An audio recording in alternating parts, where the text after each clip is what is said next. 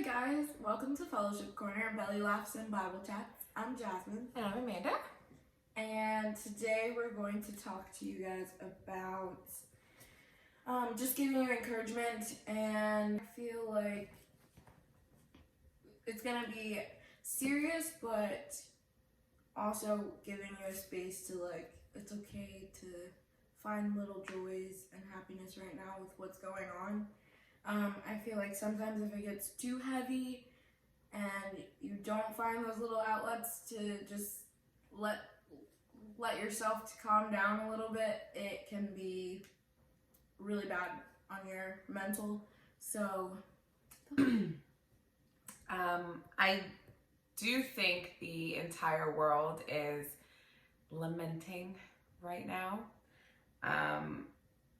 With the death of George Floyd and on the heels of Ahmaud Arbery and Breonna Taylor, I think with everything going on in the world, and all the protesting and the racism boiling up, coming to a head, I think it's easy.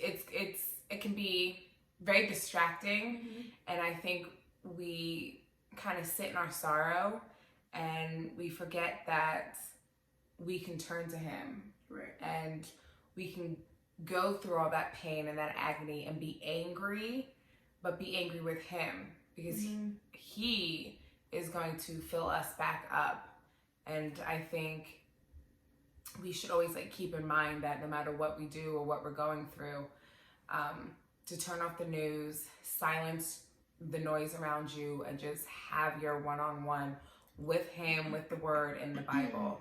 Because we've tried to film this several times, and even when we filmed it, we were mid-editing, getting flustered. We said, all right, we're going to come back and do it tomorrow. Woke up. The world was on fire. Fire. And then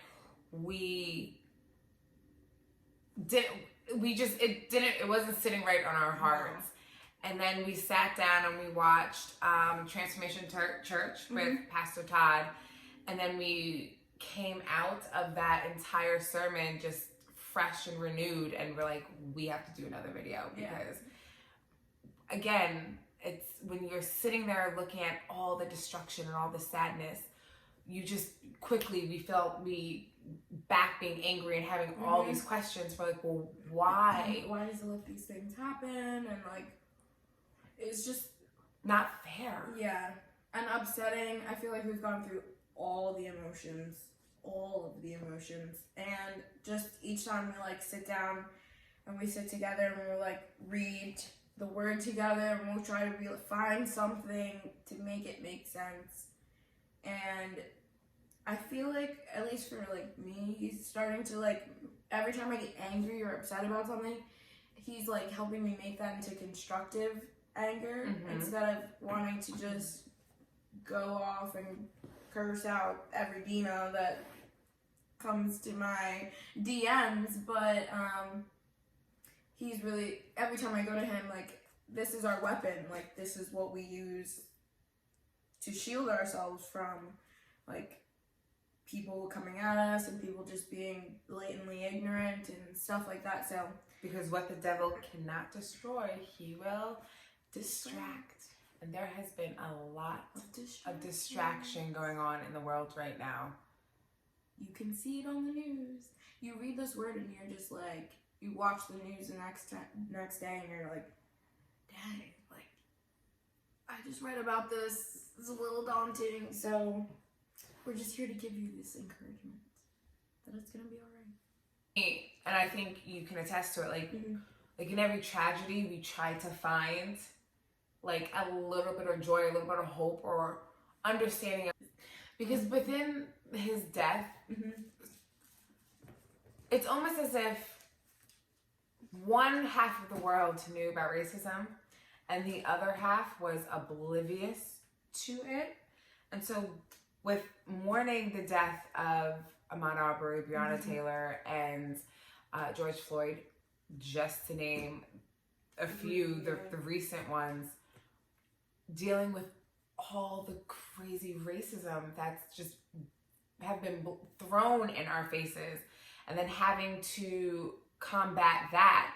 And for me, I've had to deal with it within my own little circle, and so that was very daunting and very like just heavy, because you try to fill yourself up with the word, and then like your mind just wanders, or for me that my mind wanders, and then I just find myself getting angry again, and then I need God to make sense of why there's racism. Right. Why is there these senseless acts of death, but yet everybody wants to look at the burning buildings. Like, it's very disheartening, and I have been very disappointed by people who say they walk in faith and say they are Christ followers, but yet everything coming out of their mouth has been the complete opposite. Yeah. Yeah. So I try not to let my own walk with him get affected, but that's the devil. Like, it is, he really is like, out here working, putting in the work. He is trying so hard. And I watched on Twitter, there was a video of this man who was just, people were out peacefully protesting, and this man just blatantly walked up to like a priest or something and started screaming in his face, and then they started shouting peace, I think, and you could like see his brain starting to like malfunction, because they were just trying to love on him. They put him around in that circle. The love circle. Love really draws out and hate. He was like, worship me, do this to me. And I was like, in my head, I'm thinking of like when Jesus was driving out the demons and that one man, and he drove them into pigs. And I was like watching that video like, I'm not going to say that looks like spiritual warfare, but I don't know, it's kind of familiar. So. In Proverbs, that's perfect, because it's like in Proverbs 10, verse 12, hatred stirs up conflict, but love covers over all wrong. And that's literally what was happening with that man, and his whole spirit. Yes, you could not handle it at all. That man was shook. So I think finding like little gems like that within these crazy times, like disheartening times, I think that's God trying to like wake us up. Yeah, so I think it was today, I was reading in Proverbs about wisdom, and I was shook, because Proverbs 1 verses 20, it says, wisdom calls aloud in the street. She raises her voice in the public squares. At the head of the noisy streets she cries out. In the gateways of the city she makes her speech. How long will you simple ones love your simple ways? How long will mockers delight in mockery and fools hate knowledge? If you had responded to my rebuke, I would have poured out my heart to you and made my thoughts known to you. But since you rejected me when I called, and no one gave heed when I stretched out my hand, since you ignored all of my advice and would not accept my rebuke, I in turn will laugh at your disaster. I will mock when calamity overtakes you. And I was like, wait, I have a question, because I feel as though wisdom in this sense right now is like the protests happening. Yes. Black Lives Matter. And don't let the devil distract you, because it's all coming together. Like, for real, we need wisdom. We need to be in this word, because when it clears up so much when you watch the news and you hear different sides on Facebook or Instagram or Twitter, whatever you're on. It really does help to put into perspective, like, okay, the devil's trying to distract us into thinking, one, this is political. It's not. One, all lives matter, and try to use that as a thing. And it's just like, how many times do people need to say, we're going to put it right here, we know all lives matter, but Black lives matter a little bit more right now. That's it. That's it. And I'm going to go out on a ledge and say, if Jesus was here, he would be in the trenches with us protesting. Because also he was Black. I mean, yes, I know that, you know that. Most of the people probably watching this know that too. No, they should know. But like, he stayed with the people that were cast aside, the people that were being mistreated. So he would be in these streets with us, which gets me even more angry about the Christians who say they're Christians but are out here doing something else. And I think most of it comes from just like the history of how the Bible was used in this country. It's like they pretty much used it to make it concrete that they were like Lord over these people. They were the superior person. And that just has been trickled down into how it's been used even now for some pastors, because I've had an instance like this past few weeks with someone trying to come at our character for simply just asking for the bare minimum of saying Christians should be standing with Black lives, Black community. If you're against racism, then be open about it. Don't be silent when this is the time people actually need Christ. Like, they need somewhere to be safe and to have knowledge and all of that stuff. And it is literally our jobs as Christians to bring God where he doesn't dwell. Right. Because he doesn't dwell where evil lies. Right. So we are supposed to be his on the ground earthly fighters, bringing Shepherds, his word, bringing the sheep. Like, we need to get it together. No, you really do. And the fact that one sentence stirs up so much controversy, why I need people to ask themselves if you hearing the word Black Lives Matter bothers you so much, so that you have to come up with another sentence to combat it. Deflection is the devil. And again, he distracts and distracts. But the death of George Floyd, not today. No. And that's what I mean. And it sucks that he had to die. It sucks the way he died. Mm-hmm. But the movement his death has made, that's nothing but God. You're right. And for me, what made me, or what helped me mourn, was just knowing that I know Jesus was there the moment his life slipped away. Mm-hmm. And he was there standing, waiting for him to open his arms to be like, you did what you needed to do. Mm-hmm. You finished your task. Now come and spend life in all eternity. And you can't tell me that man is not in heaven right now. Right. Because he is, without a doubt. And I think everything that's happening right now is a reflection of who he was. Because I don't even think, I don't even know him personally, mm-hmm. but yet he has touched my life so much. And the only person that could do that is if you're a child of God. So even when things are really crappy, God's there. Yeah. And it's like a little glimmer of hope. I think so. Yeah. That's what I take from that too.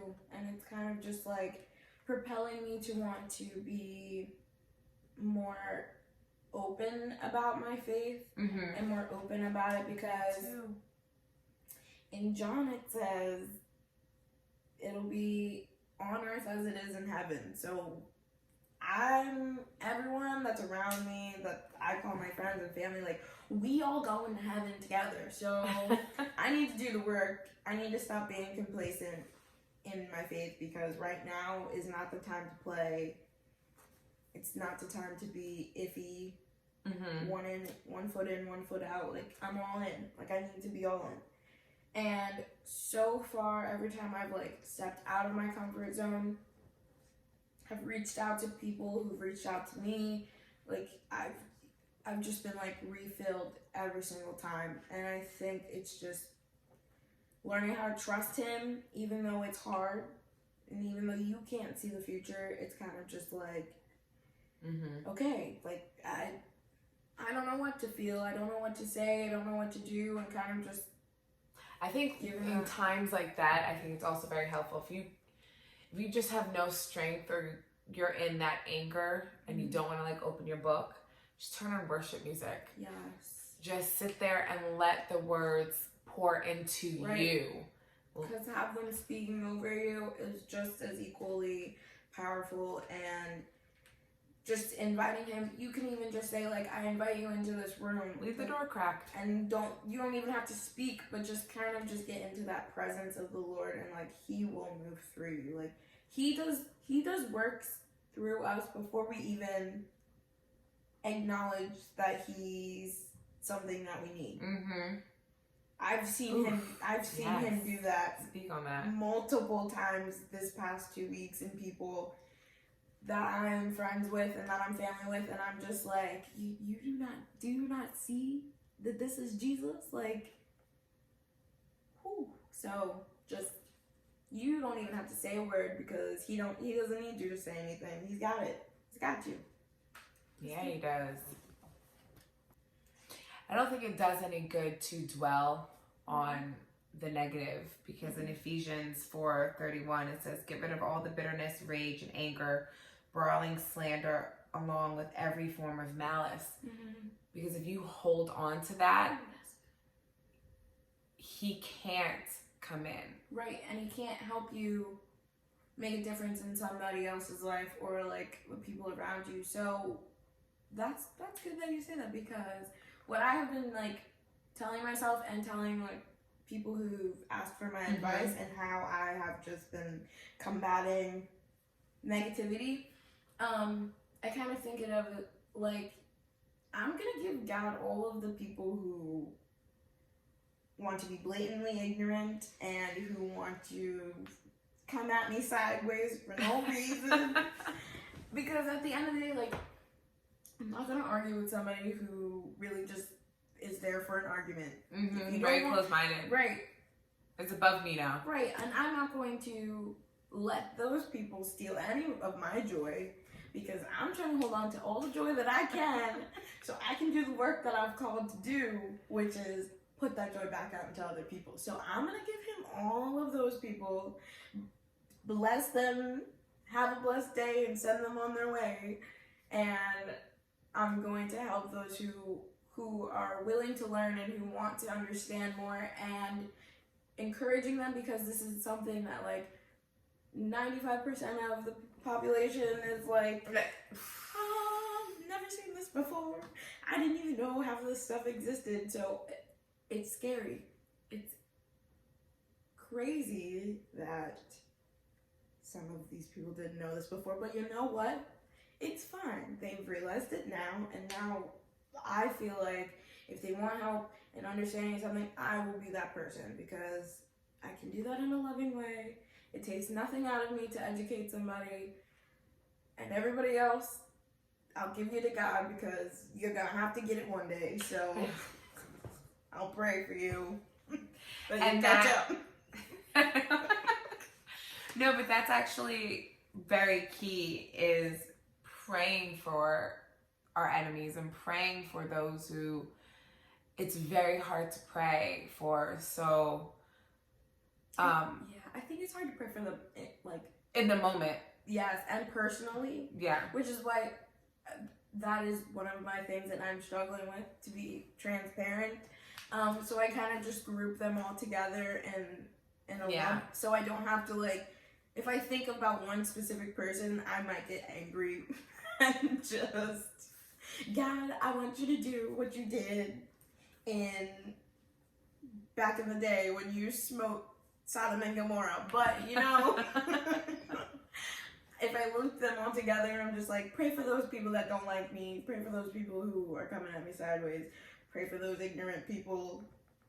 Being a Christian it's hard work. It's a constant thing that you have to work at every single day. And I think one of the posts that we made was, today was hard to be a Christian, and that was when everything first happened.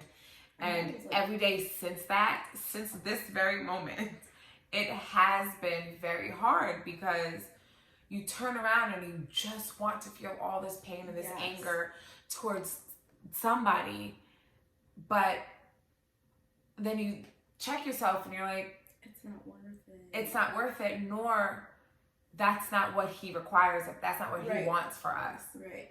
Because, and I think you've said it before, you're like, we're not equipped to carry all this burden. Like, when Jesus was flipping tables and ransacking the temple, like the marketplace, it's because he was perfect. So like, he could be angry and still do it in love. And he says, be slow to anger, for like, he wants us, like, you're allowed to be angry. Like, God doesn't give us a spirit of timidity. And when things are not what they should be, especially if somebody is claiming to be a Christian and leading people, like, they're held to a higher standard. So it is our job to, like, call those people out. But when you're slow to anger and you wait on him and you, like, take that anger and you sit there for a second and you're like, okay, I need you to give me something to say, because right now I'm going to go off the handle. You get into this word and you find that armor. You start to lean less on your flesh and more on on his spirit. I think sometimes it can be more powerful, especially if you're calling people out in a leadership position in the churches, to just reference back in some of these verses, because they know these verses. They preach them every day. So if you come at them with this, listen, you might slap some fire of God into these people. And I think that is a constructive way to combat your anger and frustration that you're feeling. At least for me, that's what I have been doing. And it's hard. Yeah. It's very hard. No, it is, because sometimes, like, I will wake up and I just want to be sad. I was like, or I just want to be angry. But then, like, I know I'm growing in my faith, because, like, just when I say, like, no, let me be mad. Like, I feel him. I hear him. He's like, no, lean on me. Let it go. Lean on me when you are in your ditch, when you are in your trench, when you are just in it.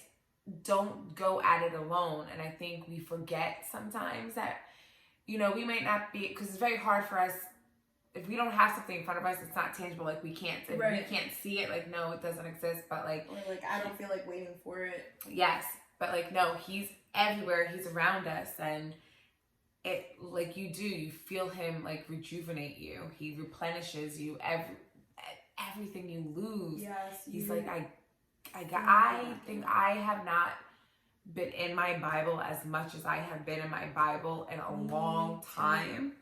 And that's what we were saying before. Like, even in this tragedy, there is God. Because for me, I need to make sense of it, make it make sense. I need the facts. I need like, yes, give me a verse that will literally explain to me somehow, some way that why this is all happening. Because you, like, as a Christian, you always see the good, and we're always like, oh, God is great, God is good. But how easy is it for us to say God is great, God is good, when everything around us is just crumbling? Going to the pits. Like, where is the good? Tell me. Show me. But in Proverbs 3, verse 5 and 6, it says, trust in the Lord with all your heart and lean not on your own understandings. In all your ways, submit to him and he will make your path straight. And I think for me, that has been a staple for the past 2 weeks, because even with this death, and then combating racism within my own little circle with some family members and some friends, I sit and I'm like, I don't understand. Right. But I think he is showing me that everybody that you have around you should not be around you. Right. Whether it is family or friends. Mm-hmm. So for me, I don't understand. Well, in the beginning, I didn't understand why this man had to die, but I don't think a lot of people's spirits would have been awoken, shaken to the systemic racism that's happening in the world today, right, if not for this man dying. And that is so disturbing and disheartening and sad to say, but I think in the same way it's like very powerful too. Yeah, like that he, because no one but him right, could have done that. in Minneapolis, he was reaching the people that he was thinking needed to be reached. He was going out into places that people would not want to go out into, and he was doing it in his own way. He wasn't trying to live up to anybody's expectations or try to meet all of these criteria and then go and reach them. Like, no, he was in it with them. Like, he was sitting in those places with them, in those pits that they were in, and just showing them, like, it's okay that you're here, but when you're ready to come out of there, like, there is a better place. There is a God. There is Jesus who is waiting for you, to love on you, to show you how to do it. And so for me, my verse, or like my passage that has been like propelling me in through this whole entire experience Trauma. that we're going through is in Romans 8 verse 26, and it says, "In the same way, the Spirit helps us in our weakness. We do not know what we ought to pray for, but the Spirit himself intercedes for us with groans that words cannot express." And that to me is kind of just letting me give myself grace, that like I honestly have just, like, every day I wake up, I'm like not anticipating to wake up and come downstairs, because I'm like, what is going to set me off today, get me upset, make me cry, make me angry, like what is going to happen today? And so sometimes I'm just like, I don't even know what to pray for, because I don't know what to expect. But this gives myself grace, because it's like, I don't have to. Like, he knows what's on my heart, and the Spirit will intercede for me in ways that I can't even express. And so my encouragement to you guys is that, like, give yourself grace, like encouraging others and giving out information and awareness and educating people is amazing, and it's great, but this is also not our job to be doing. Like, they should be able to pick up a book, watch a movie, read an article, watch a documentary. So I think, don't overexert yourself. Don't spread yourself too thin. Like, do help them out, because if we don't help them, then what's the point? But just give yourself grace. Don't feel as though you have to be doing something all the time. Like, it is okay to just sit with the Lord and get renewed and refilled. And even when you don't know what to ask for, like, he will show you what you need. Like, he can hear your thoughts. You don't have to say a word. He understands your feelings. Like, he will intercede for you and anything that you're feeling. And if you just spend time with him, I think, he'll answer. He'll show up for you. He will, because these past 2 weeks, like, because you say you don't even want to wake up and come downstairs, because you're like, what is it going to be today? And then there'll be sometimes I'll wake up just sad or angry, come downstairs to do my devotional, and like literally the first thing he'll be like, love your enemies. And you're like, no. Like, Wait. I can't hear you. The light's on. What's Too dark. Too dark. Can't hear you. Sorry.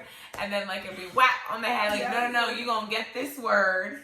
You're going to move past your anger because you have me inside of you. You lean on me. I don't have time for this. We got work to do today. Exactly. We have work to do because, and then I think how blessed I am and fortunate that I know and have a relationship with him, because it is very sad because all their hate in the world, you can see that not everybody has that love of Jesus. And it's very disheartening, very sad. So I think it is. He's like, no, I need for you to sacrifice your anger right now.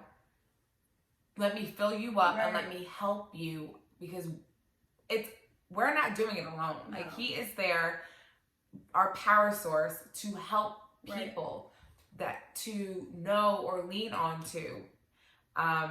Because you never know, especially if we were talking about like all the false prophets out there, that somebody coming to you who might not be a Christ follower or very new into their walk or feel like they're not worthy, their very first reaction or what's the word I'm looking for? Encounter would be us. Yes. So if we are living in our pain and our sorrow, we're not going to let him shine through. They're going to see. And then they're going to look at our hot mess and be like, I think I'm just going to stay a hot mess then, because there's like, no I think I'm okay. Yeah. So we really sometimes do have to just bounce back a little bit quicker. And we do, only because we have him with us. Right. Our recovery time is like faster. It's still hard because sometimes we can like go back into that sadness. Something else happens. It may not be 2 weeks. It might be a month, but that's okay. Right. Just we need to get to a point where we can just move past it, because that's what he wants. He wants to be with us. He yearns for us. Turning your sorrow into celebration, and the only way that you can do that is with the Word of God, because he is the light to our darkness. Yes. And I, for one, refuse to sit in darkness and dwell in that. And also, he uses our light to drive out others' darkness. So every time you have a conversation with somebody who is on the defense or on the attack, and you just come at them with love, like they say, kill them with kindness.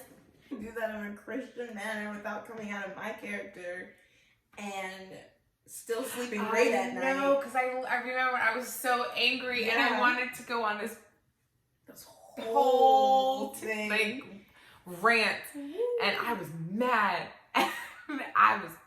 I couldn't find Jesus in that very moment.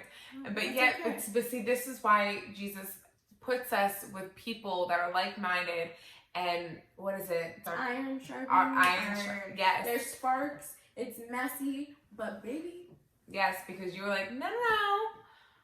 Let's stop, think, breathe. And then I'm like, okay, you're right. It's definitely more satisfying coming at somebody, killing them with kindness, than cursing them out. Yes, but it's also something very, very hard. And just in case, if you haven't mastered that skill just yet, like I haven't, God forgives. Yes, it's true. So you can make mistakes. Confess those sins and try better next time. Right, he still loves you, your friend. Because sometimes our flesh, we lean on it just a little more than we should in these hot moments. Yeah. But should we talk about our playlists?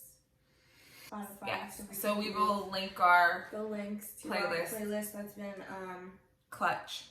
Kind of just giving us the revival. Yes, because sometimes it gets very draining to either be very loving on people all the time and encouraging. Worship music to me is God loving on me. Yes.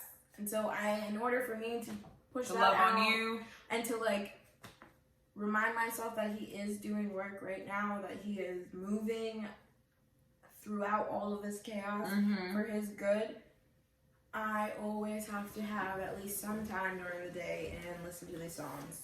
Yeah. And Yeah, because I think for me, I am a single mother of 2. And so sometimes like sitting, trying to read my Bible all the time it doesn't work out, because I will think I'm waking up early in the morning. I can sneak downstairs, but then I hear footsteps. So worship music to me is just another way for me to plug back in and recharge up when I can't read the word, because I don't like feeling, I don't like going throughout my day anymore and not feeling him. Right. Not having a moment with him. Acknowledging him. Yeah. In some way. And I think that's me growing in my faith, because like I need to hear a word, him, I need to feel him. So worship music is actually a really, really good tool to use in these times, or just anytime. And for me, I really like journaling. I always have. So do I, yeah. And so sometimes it can be really, I get like anxious a lot. And so for me to sit down and to read my Bible and then write something out, it's like, I don't know why it gets me worked up. So I started just writing in my journal as if I'm like writing a letter to God, and I feel like it kind of kills 2 birds with one stone, because that is my prayer, and now I just have it written down. And then if I'm thinking on a verse that I've heard of or that reminds me of a story, I like try and find it through my Bible, and then that'll be the time that I read. And that's how I've been getting my word. I also want to encourage people to write down your prayers, because it's a really good way to then look back and see what he's done. Right. Because I think we can get lost in the everyday life and forget to like, oh no, I was struggling in this moment and he saw me through it. Right. And we can like get caught up in our day to day and not thank him. So even if it's like the littlest thing, like your toe is hurting you, write your prayer down and just go back and read through them and be like, he did this, he did that. Right. And then it literally, it does. And you will see his work it's right there. It's clear as day. So I do want to encourage you all to write down your prayers, because for me, that's definitely helped me. Me too. Yeah. But thank you so much for watching our first video. Bye. Bye.